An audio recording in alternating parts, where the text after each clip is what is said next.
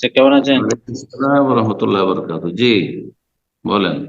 যে আমি সৌদি আরব রানিয়া থেকে আজগার বলছি স্যার। মাশাআল্লাহ, বলেন। যে আমার প্রশ্ন হচ্ছে যে কোনো দেশের সরকার যদি মানে জনগণের উপর যে জুলুম করে, তো জনগণের সেক্ষেত্রে করণীয় কি? জি, এইটাই নবী আমার প্রশ্ন। সাল্লাল্লাহু আলাইহি ওয়াসাল্লাম বলেছেন, যদি কেউ জুলুম করে তোমাদের উপর, এমন নেতারা আসবে যারা জুলুম করবে, তো নবী সাল্লাল্লাহু আলাইহি ওয়াসাল্লাম বলেননি যে অস্ত্র নিয়ে বেরিয়ে যাও। হ্যাঁ, আর দুই দিকে মুসলিম মুসলিম মুসলিমকে কোন করো, মুসলিম নিধন করো, বরং ফাসবেরু, ধৈর্য ধারণ করো, সবর করো, হাত্তা তালকাউনি আলাল হাউজ। কতদিন সবর করতে হবে? হাত্তা তালকাউনি আলাল হাউজ, হাউজে হাউজে কাউসার আসা পর্যন্ত, হাসরের মাঠ পর্যন্ত।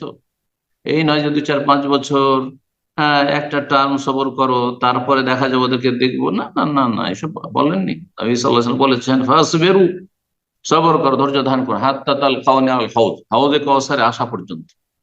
যে সারা জীবন সবর করতে হবে। কেন জুলুম অত্যাচার হয়নি ওমাইয়াদের আমলে? সাহাবাই কেরামদের উপর জুলুম অত্যাচার হয়নি?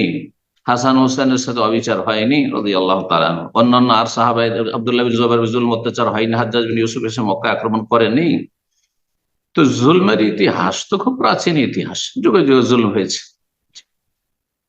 আল্লাহ রাব্বুল হেফাজত করুন।